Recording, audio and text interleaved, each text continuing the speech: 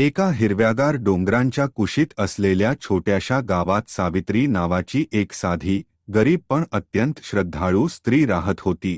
तिचं आयुष्य खूप कष्टाचं होतं. नवरा लहानपणीच वारला होता आणि एकुलता एक मुलगा गणू हाच तिचा आधार होता. ती लोकांच्या घरी भांडी घासायची, शेतीत मजुरी करायची आणि जे काही मिळेल त्यातून संसार चालवायची. पण तिच्या आयुष्यात एक गोष्ट कधी कमी झाली नाही, ती म्हणजे भगवान शिव यांच्यावरची अढळ श्रद्धा. सावित्री दर सोमवारी उपवास करायची. पहाटे लवकर उठून अंगण झाडायची, आंघोळ करून स्वच्छ साडी नेसायची आणि जवळच्या शिवमंदिरात जायची.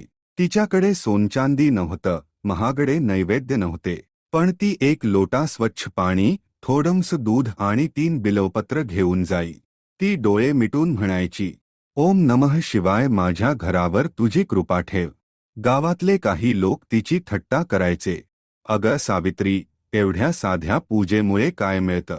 ती हसून उत्तर द्यायची, देवाला वस्तू नकोत, भक्ती हवी. एके वर्षी गावात भीषण दुष्काळ पडला. काम बंद झालं. अन्नाची टंचाई झाली. त्यातच तिचा मुलगा गणू गंभीर आजारी पडला. ताप काही केल्या उतरत नव्हता. डॉक्टर म्हणाले औषध घ्यावं लागेल, पण त्यासाठी पैसे हवे होते. सावित्रीच्या हातात काहीच नव्हतं. त्या सोमवारी ती रडत रडत मंदिरात गेली. शिवलिंगासमोर बसून ती म्हणाली, देवा, मी कधी काही मागितलं नाही, पण आज माझ्या लेकराला वाचव. माझी श्रद्धा तुझ्यावर आहे. ती दिवसभर उपाशीच मंदिरात बसून जप करत राहिली. त्या रात्री तिला स्वप्न पडलं. तेजस्वी प्रकाशात भगवान शिव प्रकट झाले.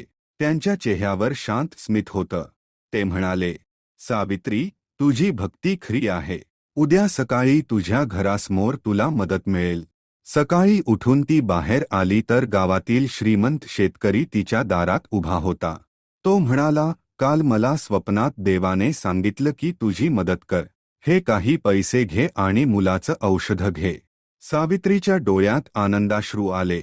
तिने मनोमन महादेवांचे आभार मानले. औषध घेतल्यावर गणूची तब्येत हळूहळू सुधारू लागली. काही दिवसात तो पूर्ण बरा झाला. गावात ही गोष्ट पसरली.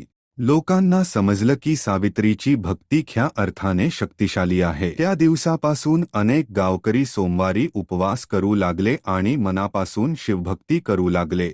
कथेचा संदेश: खरी भक्ती ही मनापासून असते, दिखाव्याने नाही. संकटाच्या काळातही विश्वास सोडू नये. देव भक्ताची परीक्षा घेतो, पण साथ कधी सोडत नाही.